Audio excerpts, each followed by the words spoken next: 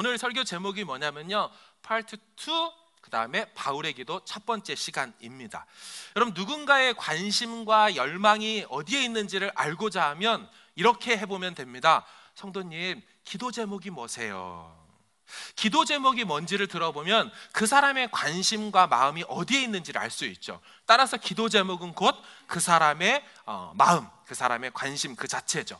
오늘은 바울의 기도가 기록되어 있습니다. 따라서 이 본문을 잘 보면 바울이 뭐에 관심 있고 뭐를 열망했는지를 알 수가 있는 것이죠.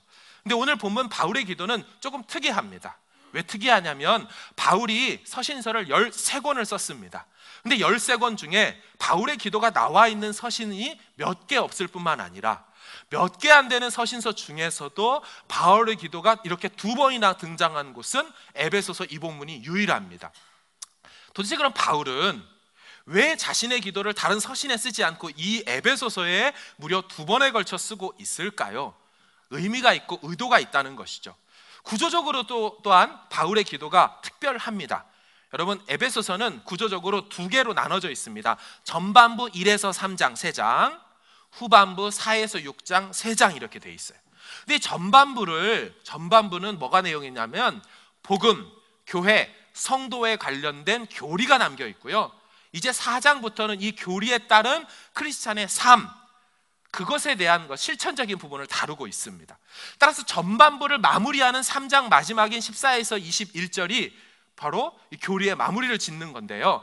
특별한 것은 전반부 1에서 3장 처음 시작할 때 바울이 어떻게 시작했냐면 찬송하리로다 하나님 우리 주 예수 그리스도의 아버지께서 하늘에 속한 모든 신령한 복으로 우리에게 복 주시되 하면서 찬송으로 시작해요. 이거를 기독교에서는 닥살러지라고 해서 송영이라고 하죠.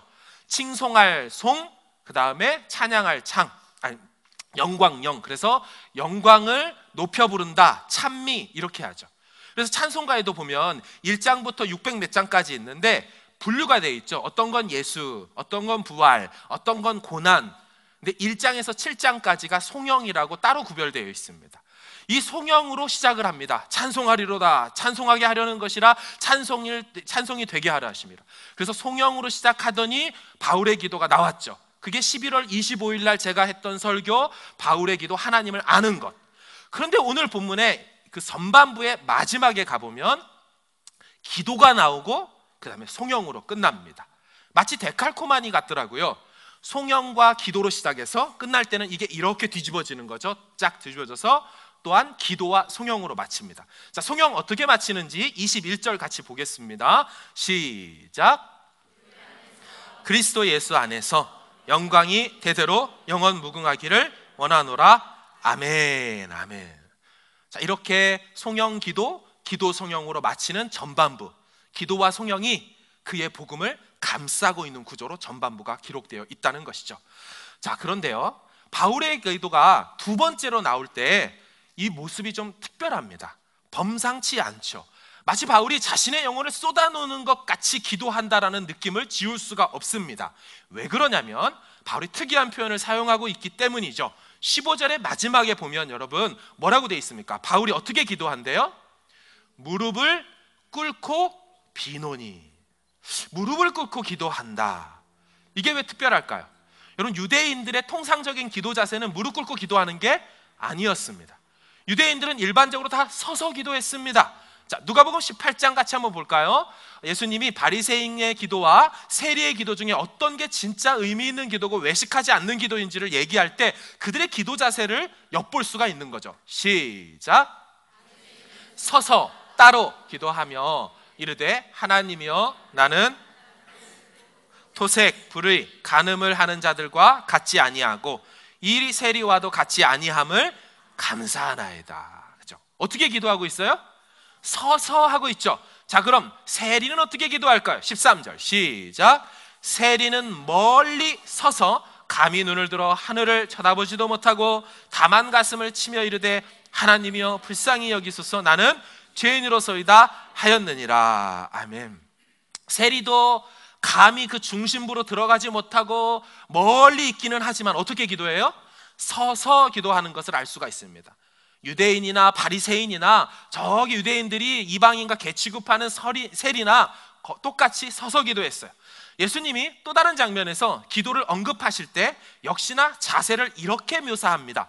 마가복음 11장 25절 또 보겠습니다. 시작. 서서 기도할 때에 아무에게나 혐의가 있거든 용서하라. 그리하여 하늘에 계신 너희 아버지께서도 사하여 주시리라 하시니라. 아멘. 어떻게 기도해요? 서서 기도할 때라고 하면서 설명해요. 그러니까 다시 말하면 유대인들은 일반적으로 다 서서 기도하는 게 맞아요. 그런데 지금 바울이 어떻게 기도해요?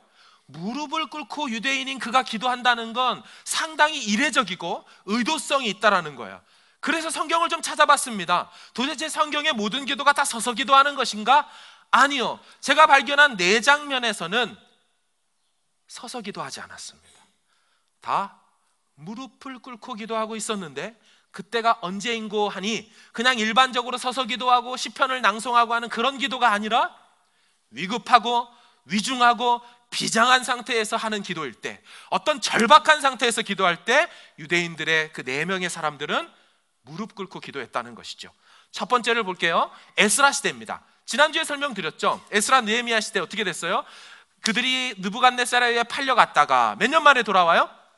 70년 만에 돌아왔어요. 근데 여러분, 돌아왔다는 얘기는 독립했다는 얘기가 아니에요. 그냥 돌려보낸 것뿐입니다. 여전히 나라는 없고 여전히 포로거든요. 근데 포로로 된 상태에서 그들이 성전과 성벽을 쌓고 사람들을 세워갈 때 문제가 생겨요. 무슨 문제를 하냐면 이들이 이방인들과 결혼해버립니다. 이게 나라 망할 짓이거든요. 왜 나라 망할 짓이냐면, 여러분, 솔로몬 시대에 나라가 북이스라엘과 남유다로 두 동강 나잖아요. 왜 났습니까?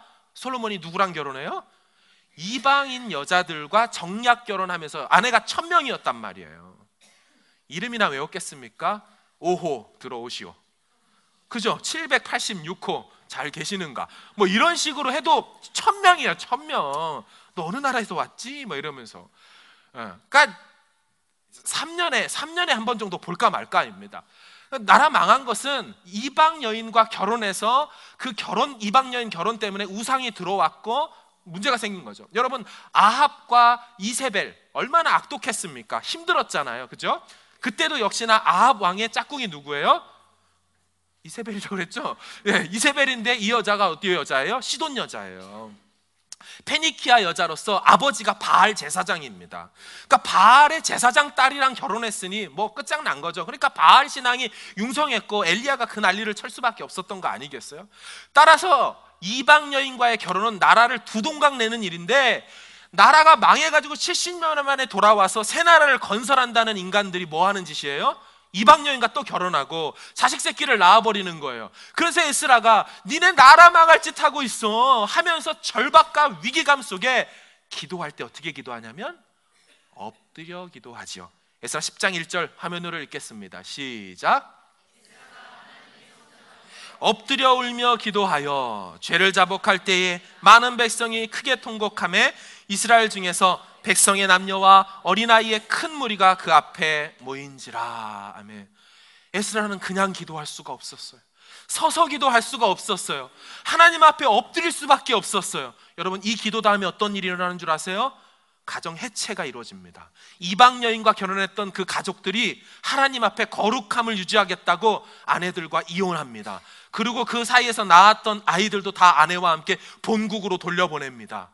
엄청난 일이죠. 이러기 쉽지 않아요. 그 사건을 일으킨 것이 바로 이 에스라의 기도의 모습이었던 거죠. 아까 말씀드렸습니다. 엘리야도 어떻게 기도할까요? 엘리야도 3년 6개월의 극심한 가뭄이 있었지요. 그것을 다시 풀게 되고 하나님이 비를 주시는 대기적을 일으킬 때 엘리야도 기도할 때 장면이 무릎 꿇고 했다는 거예요. 같이 한번 읽겠습니다. 아합이 시작.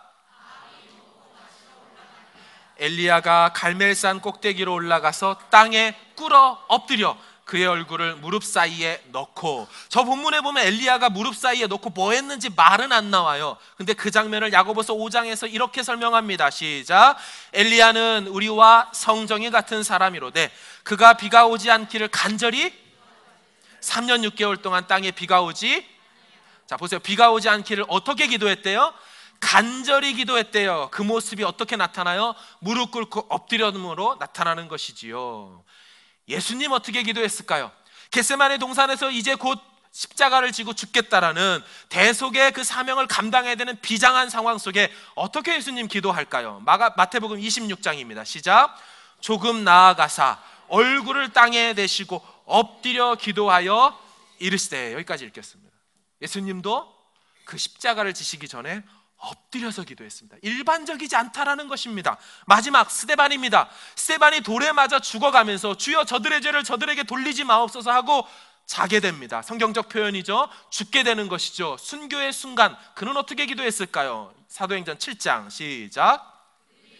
스데반을 치니 스데반이 부르짖어 이르되 주 예수여 내 영혼을 받으시옵소서 하고 무릎을 꿇고 크게 불러 이르되 주여 이 죄를 그들에게 돌리지 마옵소서 이 말을 하고 자니라. 종합해보면 거룩함을 지키겠다고 가정을 해체하는 그것까지도 불사하게 만드는 영적 지도자의 기도의 모습은 무릎 꿇고 엎드렸습니다. 3년 6개월의 가뭄을 끝내는 대기적도 무릎 꿇고 하는 비장한 기도 속에 나왔어요. 십자가를 지기 전에 예수님의 모습, 순교하기 전에 스데반의 모습 다 무릎 꿇었어요. 여러분 같은 맥락 아닙니까? 지금 사도 바울도 죽음을 앞두고 있죠. 감옥에 있습니다. 에베소서 옥중서신이에요. 자신도 로마 감옥에서 언제 죽을지 모르는 상황, 황제를 아련하고 그 앞에서 복음을 전할 수 있을까 없을까 모르는 상황, 도대체 언제 풀려날지 모르는 상황에서 그는 다시 만날지 못할지 모르는 에베소 교회 성도들을 향하여 뭐 하고 있어요? 무릎을 꿇고 기도하고 있는 거예요. 이게 바울의 마음이었습니다. 비장한 마음. 내가 죽을지 모르고 이들을 위해서 마지막 기도를 하나님 앞에 감옥에서 내가 편지 쓰면서 하고 있다라고 하는 것이지요. 여러분, 그럼 바울은 이 같은 마음으로 실제 무엇을 기도했을까요? 여러분, 오늘 본문 읽으시면서 바울의 기도의 내용을 보며 몇 개의 기도 제목이 있는 것처럼 느껴지셨습니까? 한번 기도 제목을 한번 세볼까요? 에베소서 3장 15에서 19절 화면을 읽으면서 숫자를 한번 세보겠습니다. 시작. 이름을 주신 아버지 앞에 무릎을 꿇고 비노니 그의 영광의 풍성함을 따라 그의 성령으로 말미암아 너희 속사람을 능력으로 강건하게 하시오며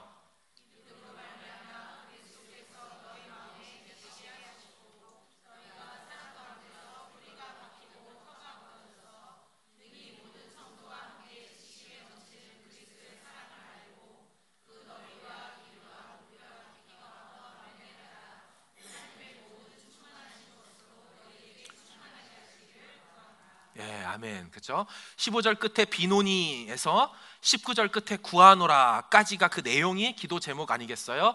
언뜻 보면 4개, 5개, 많게는 6개까지 보입니다. 하지만 헬라어 원문을 보면 정확히 이렇게 되기를 원합니다 라는 뜻을 갖고 있는 헬라어 단어 히나라는 접속사가 3번 나옵니다. 따라서 바울은 3가지 기도 제목으로 하나님 앞에 기도했다는 걸 알 수가 있죠. 오늘은 3가지 중에 첫 번째만 다룹니다. 그래서 파트 2 바울의 기도 첫 번째인 것이지요. 첫 번째 히나는 16, 17절입니다. 다시 읽어볼게요. 시작. 그의 영광의 풍성함을 따라 그의 성령으로 말미암아 너희 속사람을 능력으로 강건하게 하시오며 믿음으로 말미암아 그리스도께서 너희 마음에 계시게 하시옵고 너희가 사랑 가운데서 뿌리가 박히고 터가 굳어져서. 여러분, 이게 한 개 기도 제목이에요. 속사람이 강건하게 되기를 원합니다와 동시에 그리스도께서 마음속에 계시기를 원합니다. 하나씩 볼 텐데, 여러분, 속사람이라는 표현 바울 말고 그 누구도 쓰지 않는 표현입니다. 이건 바울이 만들어낸 신조어이자 본인의 전문 용어이죠. 자, 그래서 로마서 7장 22절을 보면 화면에 내 속사람으로는 하나님의 법을 즐거워하되 이렇게 표현을 하죠. 고린도후서 4장 16절에도 뭐라 그래요? 그러므로 우리가 낙심하지 않으니 우리 겉사람은 후패 낡아지나 우리 뭐요? 속사람은 날로 새로워지다. 이 속사람이라는 표현은 바울의 표현인데 뜻은 내면, 마음이라는 뜻을 갖고 있죠. 그럼 속사람이 어떻게 되길 원한대요? 강건하게 되길 원해요. 이 강건하다는 표현도 특이합니다. 왜냐하면 크라타이오라는 헬라어 단어인데 이 크라타이오라는 이 단어는 헬라어에 동사가 발달되어 있어요. 그 중에 헬라어 동사들 중에 힘과 파워에 있어서 설명하는 동사 중에 힘이 세지다, 굳세지다, 강해지다 뭐 이런 표현들이 있어요. 그 중에 힘이 세지고 세력이 강해지다도 있지만 힘이 약해지고 세력이 약해지다라는 이런 표현이 총 27개 동사가 있어요. 그러니까 헬라어는 그러니까 동사가 되게 발달한 언어입니다. 그래서 27개라는 동사 중에 마음이 강해지다라는 표현을 갖는 건 저 단어가 유일합니다. 그러니까 바울은 어떤 것도 쓰고 싶지 않고 의도가 정확한 거죠. 지금 기도의 내용이 너희들의 성도님들의 마음이, 내면이, 속사람이 강해지기를 기도하고 있다라는 것이지요. 세례 요한의 어린 시절을 묘사했던 누가복음 1장 80절을 보면, 화면 보세요. 시작. 아이가 자라며 심령이 강하여지며. 그죠? 세례 요한도 어린 시절에 내면이 강하게 자랐다는 것을 얘기하고 싶어서 저 단어를 똑같이 썼던 것을 알 수가 있습니다. 지금 바울이 성도님들에게 그걸 이루어지기를 요청하고 기도하고 있는 거죠. 여러분, 목회를 하다 보니까 제가 올해 들어서 부족하지만 17년째 사역을 하고 있습니다. 신앙생활의 키가 뭘까? 누가 신앙생활을 잘할까 하고 보면 결국 속사람 싸움이라는 것을 알 수가 있습니다. 마음 싸움이라는 걸 알 수가 있어요. 여러분, 영적 전쟁이 어디서 일어납니까? 밖에서 일어납니까? 아니에요. 영적 전쟁은 우리 마음에서 일어나요. 결국 사람을 통해 우리를 공격하고 사건을 통해 막 휘젓고 또한 어떤 물질로 인해서 우리를 힘들게 할 때 진짜 못 먹고 뭐해서 죽는 게 아니고요, 내면을 공격해서 영적 전쟁터 이 안에서 자신이 승리를 잡기를 원하는 게 사탄의 마음이라는 거예요. 따라서 결국 신앙생활에 승리를 하게 되는 키는 마음이라는 거예요. 속사람 마음. 바울은 이렇게 기도하는 거예요. 성도님들, 쉽게 마음 상하지 마십시오. 성도님들, 마음 나뉘지도 마십시오. 실족하지 말고 흔들리지도 마십시오. 뭐가?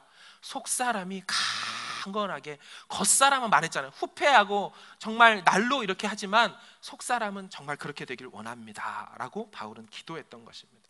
여러분, 그래서 제가 이 말씀을 힘입어서 여러분에게 새해를 맞이하는 우리 모두에게 이렇게 말할 수 있을 거예요. 여러분, 마음 똑바로 먹으십시오. 마음 단단히 붙들어 매십시오. 그냥 마음 확 붙들어 매가지고 어떻게 좀 해보십시오. 이렇게 얘기를 하면 여러분들이 아멘, 아멘 이렇게 할 수 있을 거예요. 그런데 제가 그렇게 설교하면 저는 설교 제대로 못한 사람이에요. 왜냐하면 그렇게 바울이 말하고 있지 않기 때문입니다. 너희 속사람이 수동태 패시브를 쓰고 있어요. 투부정사 수동태를 쓰고 있습니다. 너희 속사람이 어떻게 되기를요? 강건하라가 아니라 강건하게 되어지기를 기도한다는 거예요. 바울은 알았어요. 성도들 스스로 마음을 고쳐먹고 내가 정말 올 한 해 믿음으로 서보리라 하고 나기가 힘을 먹는다고, 마음을 먹는다고 되는 일이 아니라는 걸 알았어요. 그래서 헬라어 디아라는 전치사를 통해서 영어로는 through라고 번역이 되죠. 그분의 성령으로 속사람이 강건하게 되어지길 기도한다고 말하고 있어요. 또 하나, 그분의 능력으로 속사람이 강건하게 되어지기를 말한다라고 수동태를 쓰고 있는 것입니다. 여러분, 이게 복음이에요. 밖에서는 뭐라고 하는 줄 아세요? 정초부터 만나면 여러분이 노력하시라고, 여러분이 그냥 스스로 열심히 노력하라고, 고행하고 금욕하고 뭔가를 더 하면은 역사가 일어날 거라고. 밖에서는 다 우리의 행동을 요구해요. 내가 하면 될 수 있다고. 아니요, 복음은 그것이 아닙니다. 성령께서 강하게 해주셔야 되는 것입니다. 하나님의 그 능력으로 우리 속사람이 강건하게 될 수 있는 것이지, 내가 내 마음을 지키겠다고 해서 여러분 되는 거 봤습니까? 작심삼일이라는 속담을 들어보셔서 아시죠? 그거 왜 나왔어요? 우리 신앙의 선배, 신앙이 아니죠, 우리 인생의 선배들, 조상들이 뭐라고 얘기했어요? 마음 먹어봤자 며칠밖에 못 가요? 3일밖에 못 가요. 지금 우리가 며칠 됐죠? 1월 13일, 10이라고도 3일이 지났네요. 다이어트로 마음 먹으신 분이 있을 줄 알지만 이미 물 건너가신 분도 있는 줄 압니다. 무슨 얘기예요? 먹는 거 하나도 내 마음대로 안 되는 게 우리 인생이에요. 그 앞에서 그냥 먹는 거 하나 있으면 마음이 쉽게 흔들려요. 누가 그러더라고요. 작심삼일, 한 번 마음 먹으면 3일은 간다는 거 아닙니까? 3일마다 한 번씩 하면 되는 거 아닙니까? 이렇게 해도 얘기를 해요. 생각해봤더니 그럼 365일이잖아요. 121번 정도 하면 1년 동안 작심삼일 121번 하면 되겠더라고요. 근데 저는 그렇게 말하는 사람 치고 3일에 한 번씩 작심하시는 분 못 봤어요. 왜냐하면 작심이라는 것 자체가 새해쯤 돼야 되는 거 아니에요? 그죠? 여러분, 6개월쯤 지나면 작심이 될까 말까요. 한 번 미끄러지면 다시 정신 차리고 마음 먹기가 그게 내년에 될지 내후년이 될지 알 수가 없습니다. 청년 사역을 하다 보면 신기해요. 1월 달에 막 청년 애들이 많이 나와요. 300명 넘게 막 나와요. 근데 3월 되면 애들이 개강하면서 쭉 빠져나가요. 그러다가 기말고사 6, 7월쯤에 쑥 빠져나가다가 여름방학에 훅 들어갑니다. 그럼 9월 달에 다시 일으키겠다고 새 학기 됐다고 해서 그래서 조금 다시 밀려옵니다. 그럼 걔네들 데리고 또 막 해요. 그러다가 또 그 중간고사 2학기 들어가고 또 기말고사 들어가면 완전히 빠져서 다시는 못 돌아온 아이들도 많이 봤습니다. 무슨 얘기냐면 우리도 그렇잖아요. 뉴질랜드 상황에서는 1월하고 12월이 거의 죽음의 달이더만요. 그죠? 1월 달에 다 휴가 간다고 해가지고 한번 휴가 가시던 분이 다시 안 돌아오는 거예요. 다시 안 돌아오는 거예요. 키위 교회 같은 경우는 한 달을 쉰다면서요. 우리 교회 한 달 쉰다고. 이번 달 연날부터 이때까지 한다고. 그럼 그때부터 사라지신 분이 다시 안 나타난다는 거예요. 그래서 교회가 매해 쪼그라들고 왜요? 1월 달에. 여러분, 작심하는 게 쉬운 게 아니에요. 작심하는 게. 우리 마음대로 되는 거면 바울이 왜 성령의 능력과 그분의 능력이라는 표현을 굳이 써가면서 수동태로 말했겠습니까? 저는 새해 축복합니다. 그분의 성령이 우리를 강건케 하시기를 축원합니다. 그분의 능력으로 강건한 인생 되기를 축원합니다. 여러분, 계속되는 바울의 기도를 좀 보려고 그래요. 17절 같이 보겠습니다. 시작.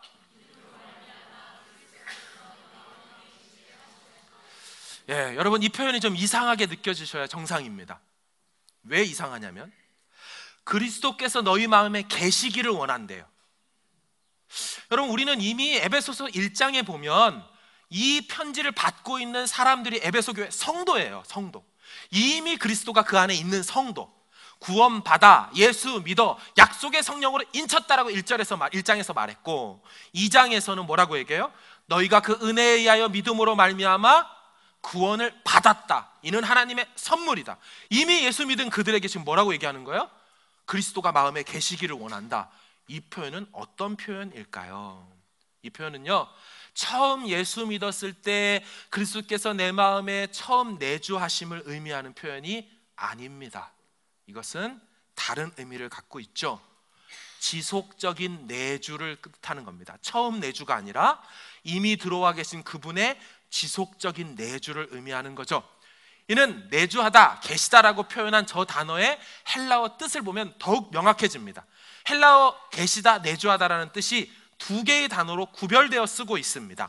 파로이케오라는 단어와 카토이케오라는 단어입니다. 먼저 파로이케오라는 단어는 나그네로 거하다라는 뜻이에요.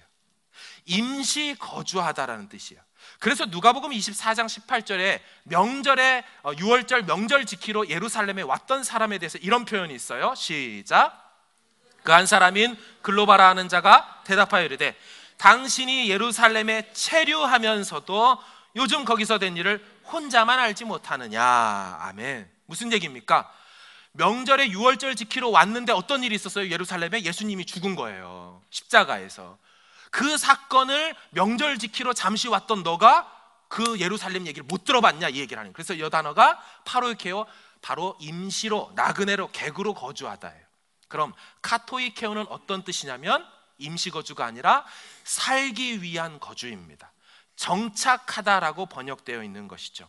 따라서 17절은 어떤 말로 쓰여 있습니까? 바로 카토이케오, 이것으로 쓰여 있습니다. 그리스도께서 우리 안에 지속적으로, 계속, 영구적으로, 항구적으로, 영속적으로 임하기를 바란다라는 기도 제목인 거죠. 핸들리 모울이라는 주교가 이런 말을 했습니다. 화면으로 좀 보면요, 바울이 택한 단어 카토이케오는 새빵이 아닌 자기 집, 내일 떠날 숙박객이 하룻밤 묵어가는 곳이 아닌 자기 집에 있는 주님의 거처를 명확하게 나타내는 말이다. 여러분, 여기 이민 생활을 하시는 분들은 영주권의 중요성에 대해서 다들 잘 알고 있을 것입니다. 지금 바울이 뭐를 요청하는 거예요? 그리스도께서 성도들의 마음에 방문객처럼 임하기를 원치 않는다는 거예요. 잠시 있다가 떠나버릴 요량으로 대충 있기를 원치 않았다라는 겁니다. 여행 오듯이 내키면 왔다가 시즌 끝나면 떠나버릴 것 같은 그런 마음으로 주님 잊지 말아주시고요, 성도들의 마음 가운데 컨디셔널한 영주권도 아니고 퍼머넌트한 영원토록 거주하시고 영원토록 당신의 살 집인 것처럼 거주해 주시길. 그래서 그들의 마음 구석구석을 장악하시고 그들의 생각 구석구석에 영향력을 끼치셔서 모든 성도들, 에베소 교회 성도들로 하여금 주님으로 가득한 인생, 주님의 임재로 충만한 그 내면의 상태, 그런 식으로 건강해지고 속사람이 강건한 그런 기도 제목을 바울이 갖고 있는 것이죠. 여러분, 로버트 멍어라는 사람이 내 마음 그리스도의 집이라는 책을 썼습니다. 거기에 보면 처음 예수님을 믿은 사람에게 비유로 그 마음에 예수님이 찾아오시죠. 근데 처음 예수님을 믿으니까 마음에 예수님을 모셨어요. 근데 예수님한테 그 사람이 자기 거실만 내보여줄 수 있는 거예요. 예수님, 거실까지만 들어오세요. 제 침실을 들여다보시면 안 돼요. 거기서 침실은 가정생활과 성생활과 자녀생활을 얘기하는 거예요. 은밀한 부분. 여기는 내어드릴 수가 없어요. 주님, 내 서재는 들어오시면 안 돼요. 자기가 뭐에 탐독했고 뭐에 빠져 있는지. 주님, 우리 안방은 들어오시면 안 돼요. 욕실은 들어오시면 안 돼요. 지금 그 비유를 따른다면 주님께서 성도들의 마음 구석구석에 들어오셔서 모든 우리 인생의 분야를 다 관장해 주시고 다스려 주시고 죄됐고 더러운 것들은 다 방에서 끄집어내서, 우리 새해 되면은 방 청소하잖아요. 목사님 신방 가면은 이 방은 열어보지 말라고 하는 경우도 있죠. 예. 안 열어봐요. 그 준비가 안 된 방이에요. 예, 압니다. 그런 것처럼 주님을 마음에 모시고 하나하나 열면서 주님이 내주하시기를, 영원히 내주하시기를 그렇게 바라고 있는 거죠, 바울이. 그렇다고 혹시 오해하지 마세요. 그리스도께서 계시기를 원한다라고 해서 원래 안 계셨는데 들어오라는 소리가 아니고, 이건 정도의 문제를 얘기하는 거예요. 충만함의 문제를 얘기하는 거예요. 그들 안에 그리스도가 충만히 지속적인 영향력을 끼쳐주기를 원한다 해서 이 퍼머넌트한 용어를 썼던 것입니다. 여러분, 바울은요 지금 투옥 중에 있어요. 자기가 에베소 교회에 다시 못 돌아갈지 모릅니다. 못 들어갈지 모르는 상황이에요. 자기는 떠나왔습니다. 그럼 누가 그곳에 계시기를 원할까요? 당연히 그리스도께서 충만히 거하기를 원하는 것이죠. 바울 자신은 이렇게 말한 적이 있죠. 내가 감옥 안에 있지만 사실은 어디 안에 있다? 그리스도 안에 있다라고 말했어요. 성도들에게도 여러분도 에베소 안에 있는 게 아니라, 세상 안에 있는 게 아니라 그리스도 안에 있음을 기억하십시오. 나아가 어떻게 해요? 그리스도가 그들 안에 있기를 바라는 거예요. 다시 표현하면 이런 표현이에요. 내가 그 안에, 그가 내 안에라는 표현이에요. 내가 그 안에, 그가 내 안에. 이걸 묵상하다가 왜 저는 이렇게 사랑을 그대 품 안에라는 단어가 막 떠올리는지, 그분 안에, 내가 그분 안에, 그분이 내 안에 꽉 끌어안는 그런 느낌일 수 있겠죠. 이 표현이, 근데 내가 그분 안에, 그분이 내 안에라는 표현이 요한복음에도 나왔더라고요. 요한복음 15장에 보면 포도나무와 가지 비유를 쓸 때 이미 요한이 사용했던 어구입니다. 같이 한번 읽어볼게요. 나는, 시작. 그가 내 안에, 내가 그 안에 거하면 사람이 열매를 많이 맺나니. 지금 바울은 본인이 그리스도 안에 있기를 원하고, 성도들도 그리스도 안에 있을 뿐만 아니라 그리스도도 성도들 안에 있기를 원한다는 얘기는 어떤 삶을 요청하는 거예요? 열매 맺는 삶을, 요한복음의 표현을 빌자면 요청하고 있는, 기도를 하고 있는 것이죠. 그럼 여러분, 이런 맥락에서 그리스도의 이 내주하심, 그리스도가 성도들 안에 들어오시면 어떤 일들이 일어나게 될까요? 마지막인데요, 17절 같이 다시 한번 읽어봅니다. 시작. 너희가 사랑 가운데서 뿌리가 박히고 터가 굳어져서. 아멘. 여러분, 두 가지 용어를 써요. 뿌리가 박힌다라는 식물학적 용어, 터가 굳세어진다라는 건축학적 용어를 씁니다. 식물학적 비유와 건축의 비유를 쓸 때는 다 이유가 있어요. 왜냐하면 바울은 예수님의 말씀을 잘 아는 상황에서 이 비유를 썼다고 보여집니다. 자, 먼저 조금 살짝 제가 벗어납니다. 바울은 자신의 살아생전에 예수님을 육신으로 만나본 적이 있었겠습니까? 없었겠습니까? 제가 이게 너무 궁금해서 바울 신학 공부하다가 수업 끝나고 나서 잘 질문 안 하는, 조심하고 이게 침착하고 이게 부끄러운 마음은 제가 끝나고 가서 물어봤어요. 교수님, 바울은 예수님을 만난 적이 있을까요? 그랬더니 예수님이 아니죠.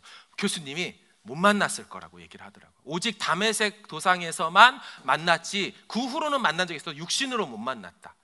그럼 예수님을 만나지는 못했지만 바울은 예수님의 말씀을 잘 알았을까요? 몰랐을까요? 할 때 너무너무 잘 알았을 거라고 얘기합니다. 그런 증거들이 있어요. 뭐냐면 바울이 선교하러 다닐 때 쫓아다녔던 사람 중에 의사 출신 누가 있냐면 누가가 있어요. 누가가 왜 의사 출신으로 쫓아다녔냐면 아시는 것처럼 바울에게 육체에 가시가 있었고 육체의 가시는 아마도 안질이었을 것으로 여겨지죠. 왜냐하면 바울이 이렇게 얘기하는 표현이 있어요. 너희가 나를 위해서 눈이라도 빼어 주셨을 것이라고. 그 표현을 보면서 바울의 눈에 문제가 있어서 성도들이 늘 그걸 위해서 기도했고 우리 바울 목사님 위해서 내 눈이라도 빼줬으면 좋겠다, 우리 목사님 사역할 수 있도록 그 마음을 표현하는 걸 봐서 육체의 가시는 아마 안질이었을 거다. 근데 그런 육체적 연약함을 갖고 있는 바울에게 의사 누가가 늘 쫓아다니며 그를 치료해 줬을 것으로 보는 거죠. 그런데 그 누가의 직업이 의사였지만 동시에 성경을 썼네요. 뭘 썼어요?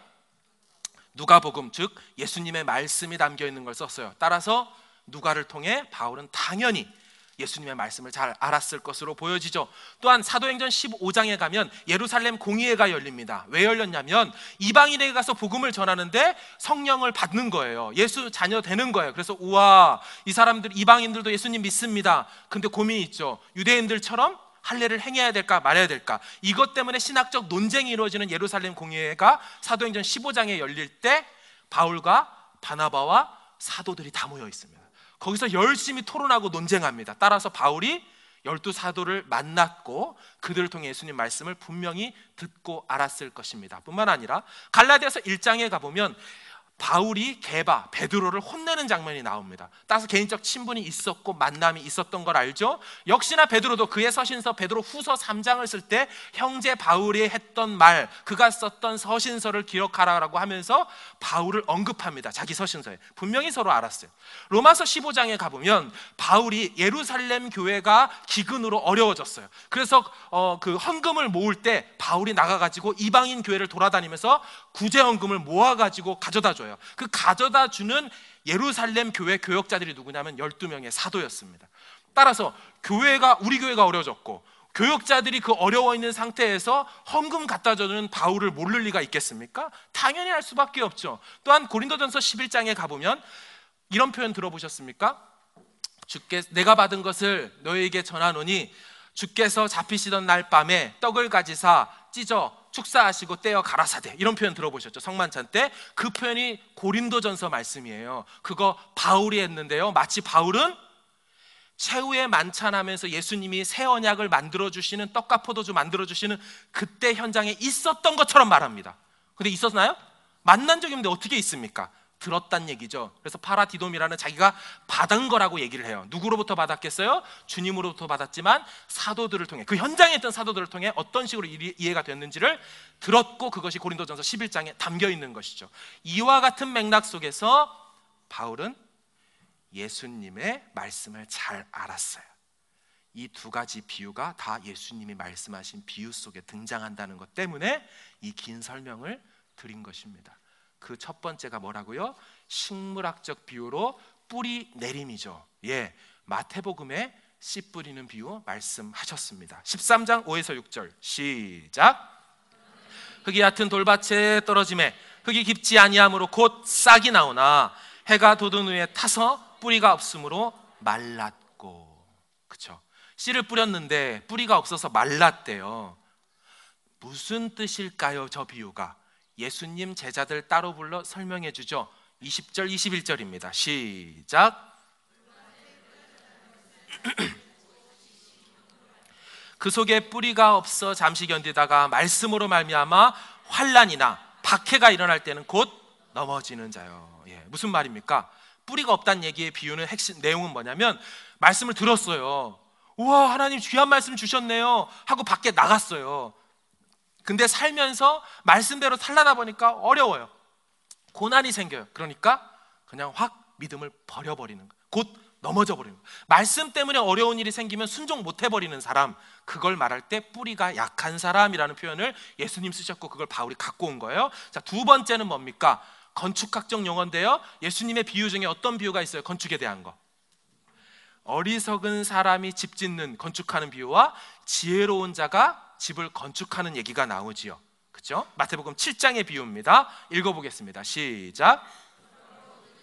나의 이 말을 듣고 행하는 자는 그 집을 반석 위에 지은 지혜로운 사람 같으리니. 아멘. 여기 예수님이 무슨 얘기를 하고 싶은 거예요? 기초를 반석에 놓고 집 지어라 이거잖아요. 그래서 이것만 보고서 시공을 이렇게 하겠다 이렇게 하면은 이게 되게 어처구니 없는 해석이고, 결국 이 비유의 핵심이 뭐예요? 말씀을 듣고 뭐 해야 된다는 거예요? 행하는 삶을 사는 것이 기초가 있는 삶이라는 얘기를 하는 거예요. 역시나 첫 번째 비유였던 식물 뿌리 내리는 것도 말씀대로 살아가라. 뭐가 있어도, 환난과 핍박이 있어도. 두 번째 건축자의 비유도 뭐예요? 말씀을 듣고 행해라. 그래야 비가 나고 창수가 나고 해도 기초가 모래가 아니고 반석이기 때문에 흔들림이 없다. 같은 맥락이고요. 마지막 나아가 요한복음 15장에 아까 말씀드렸던 그가 내 안에 내가 그 안에 라는 그 표현의 비유의 실제, 그것을 다시 한번 보겠습니다. 마지막입니다. 10절 시작. 내가 아버지의 계명을 지켜 그의 사랑 안에 거하는 것 같이 너희도 내 계명을 지키면. 아멘. 여러분, 설교를 하시는 분이나 들으시는 분이나 비유로 듣고 끝나면 아무 일도 안 일어납니다. 제가 끝나고 여러분 오늘의 결론은 이것입니다. 그리스도 안에 머무십시오 하고 갔어요. 자, 이게 무슨 뜻일 것 같아요? 그리스도 안에 머물래. 여러분, 기초를 반석 위에 세워야 됩니다. 아멘. 뭐에 어떻게 하라는 얘기예요? 어떻게 하자는 얘기? 여러분, 그분의 사랑 안에 머무십시오. 그 무슨 얘기예요? 이렇게만 설교했어도 안 되고 이렇게만 들으셔도 안 됩니다. 뭐라고 합니까? 뭐라고요? 내가 아버지의 계명을 지켜 사랑 안에 거할 수 있다는 거예요. 그죠? 너희도 내 계명을 지킬 때 그게 곧 뭐다? 사랑 안에 거하는 거예요. 우리가 그분 안에 거하는 것, 그리스도 안에 머무는 삶은 곧 뭐다? 그분의 계명과 말씀에 따라 살아가고, 말씀 때문에 어려운 일이 있어도 버티고 견디고 끝내 승리하는 삶, 그것을 이야기하는 거죠. 말씀을 정리합니다. 바울이 비장한 각오로 기도했습니다. 다시 보지 못할지 모르는 상황 속에서 기도할 때 뭐라고요? 하나님, 속사람이 성령의 능력으로 강건하게 되어서 그 속사람의 그리스도의 내주가 충만하고 영속적으로 임하게 하여 주시사 뭐하게 하도록? 말씀대로 살아갈 수 있도록, 어떤 상황 속에서도 그 말씀 놓치지 않는 삶을 살아가도록, 바로 그것을 바울은 기도했던 것입니다. 감옥 안에서. 새해 여러분 어떻게 시작하고 계십니까? 어떻게 또 승리하는 삶을 살겠습니까? 우리는 어떤 계획 속에서 지금 새해를 맞이하고 있습니까? 속사람과 관계된 것 맞습니까? 하나님이 기뻐하시는 것 맞습니까? 우리의 기도 제목 한번 들여다볼 필요가 있지 않나요? 바울은 감옥에서 자기 풀려나게 하려고 기도한 적이 없어요. 잘 보시면 그것 좀 놓고 기도 요청한 적도 없어요. 바울은 어떤 상황에서도 내면적인 것, 영적인 것에 관심이 있었습니다. 여러분, 주기도문 7가지 기도 제목으로 구성되어 있어요.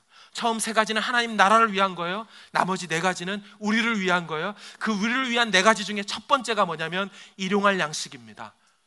근데 우리는 기도 제목을 보면 하나님의 나라와 의를 구하는 것은 저기 어디 가 있고요, 이 4가지 우리에 관련된 것 중에서 일용할 양식도 아닌, 월용할 양식도 아닌 평생 먹고 살 것을 위해서 기도하고 있어요. 게다가 7개 중에 하나밖에 안 되는 걸 거의 대부분이 우리 기도를 채우고 있지는 않나요? 나아가 그 뒤에 3가지는 뭔지 아세요? 이게 육적 필요면 이 3번째는 영적 필요입니다. 다만하게서 구하옵소서. 일용할 양식을 주옵시고, 우리가 우리의 죄를 사하여 준 것 같이 우리 죄를 사하여 주옵시고, 우리를 시험에 들게 하지 마옵시고, 다만하게서 구하옵소서. 이거 다 영적 필요예요. 돌아볼 필요가 있습니다. 한 해를 시작하면서 우리의 기도 제목의 실체는 뭔지, 바울의 기도와 어떤 차이가 있는지, 또한 하나님 앞에 어떤 마음으로 우리가 나아갈 때 비로소 승리하는 삶을 살 수 있는지, 하나님의 진지한 고민 속에 승리를 경험하는 저와 여러분 되어지길 주의 이름으로 축원합니다.